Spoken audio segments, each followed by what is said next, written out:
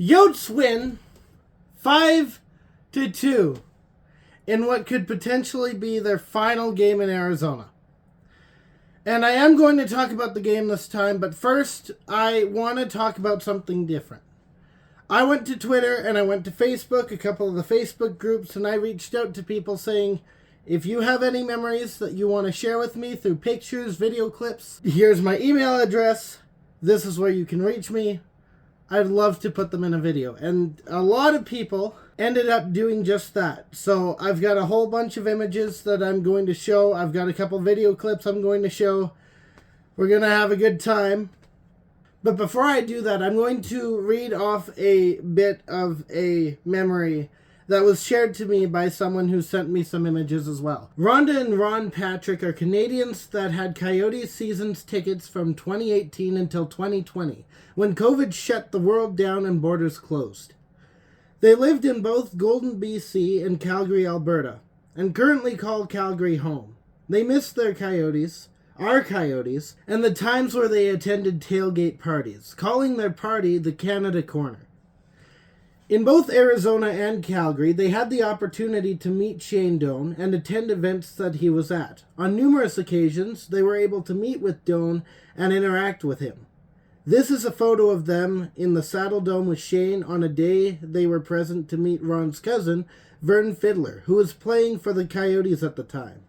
A quote from Rhonda.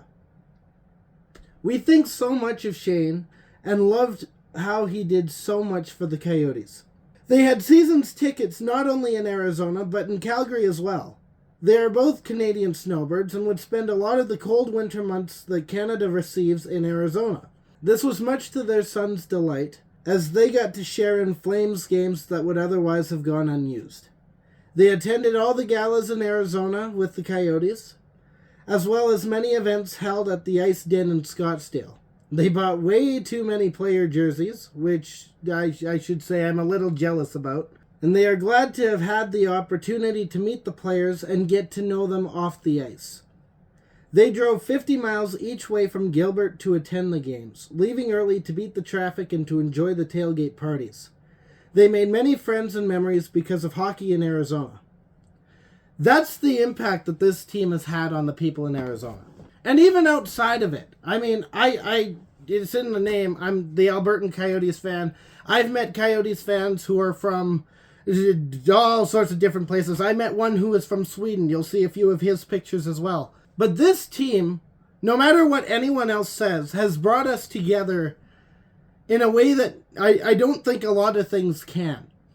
And that memory that I just read from Rhonda and Ron, that is so relatable to so many other people. Maybe not exactly the same. Maybe you've got different memories that you can add on to that, and I'd love to hear about them if you want to leave a comment with your story.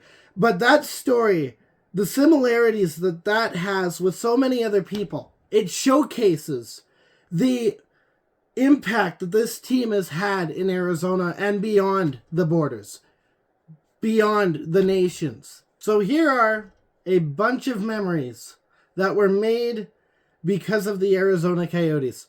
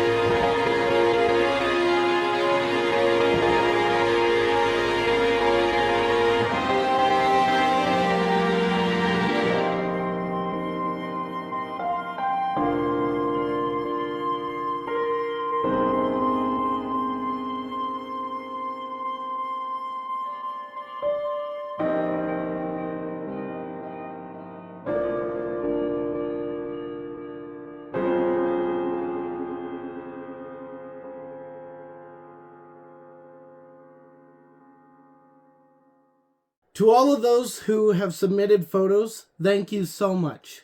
To those who didn't get the chance, I know I kind of brought it up in very much short notice. I am going to make an extended series of it, I think. I'm going to leave my email in the description. And if you have any memories that you want to share, I'll put them in another video that'll come out somewhere in the summer. And we can relive all the memories again.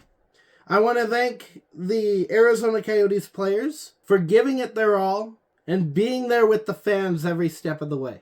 I want to thank the people who have covered the Coyotes over the course of this year as well as years past. Thank the PHNX Coyotes podcast, that crew, Coyote Corner, Matt Jacobson, 5 for Howling, and any others that I may have missed. Because I probably missed a few. I want to thank the employees that gave their all to make sure that every game was run smoothly and run with the fans in mind. You mean so much to us. And lastly, I want to thank the fans, not only for the support that you showed tonight to the Coyotes, but for sticking through everything. These last few years haven't been great. They haven't. They've been rough. But through everything, you were there. Thank you.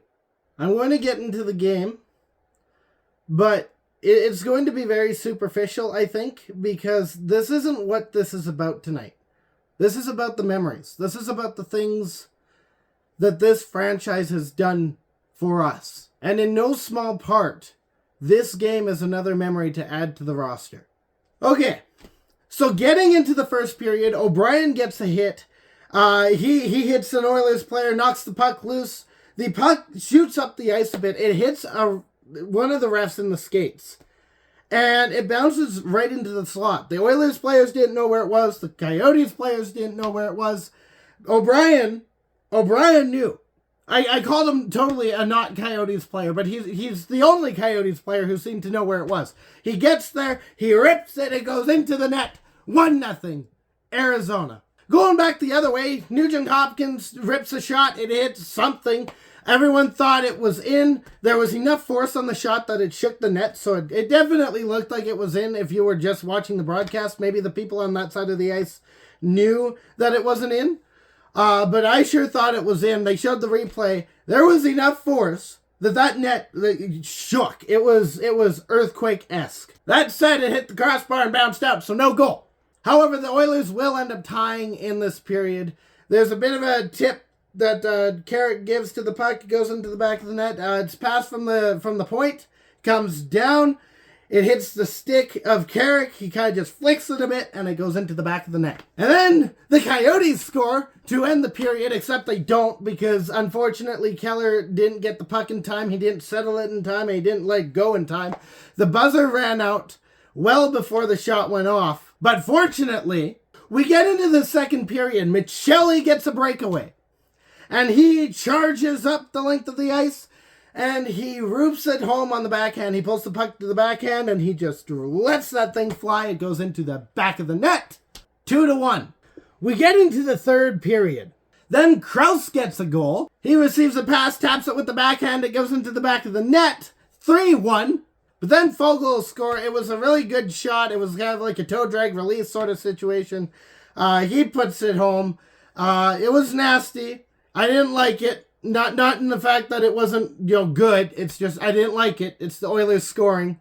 But then the Oilers take a penalty. And all season the Coyotes had this thing. They used to have this thing where it was a cycle the puck in this really like it was an oval formation where they just kind of weave a lot.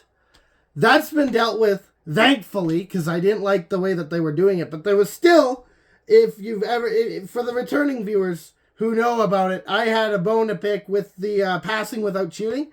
We've got 2 shooters now. It used to be totally relied on Keller with the others making their play a little bit, but it was very much Keller. Now we've got Genther, who scores, by the way, getting a pass from Keller across the length of the ice in terms of the width, I guess. So, the width of the ice. Genther gets it. He rips it home. And then to cap things off, Dursey, from inside the crease, puts the puck on his stick after blocking a shot, and pushes it the length of the ice. It weaves a little bit because of the pass that were made by the skates, but in the end, it finds itself in the back of the net, and that'll be how it ends. Obviously, there's more to the game than just the goals. O'Brien looked very physical. That was a treat. Ingram looked incredible. I've given him a lot of grief over the past year. In this game, he took all of that, ripped it up, put it through the shredder, and went and played probably my favorite game of his throughout the entire season. Was it maybe his best? I wouldn't say that. But this was the most fun. Doan looks promising. As basically one of the only players that I could think of in recent memory other than Hayton, who's very good at rushing into the goalie's crease. There's other players that'll do it. Like Dursey will do it when he has to. There's a couple other players that aren't afraid to get into the dirty areas. But no one does it quite the same that Doan does. But that's it for this one. I do think that I'm going to be covering the playoffs just for the sake of it. I'm bored, quite frankly. So I'll be back when everything starts up. Actually, I'll be back a day before everything starts up to go and jinx everyone else because I'm making predictions. So in the meantime, and this goes to all the fans, all the employees, all the players, stay howling and go Yotes! Thank you so much for watching. I'm going to go cry now.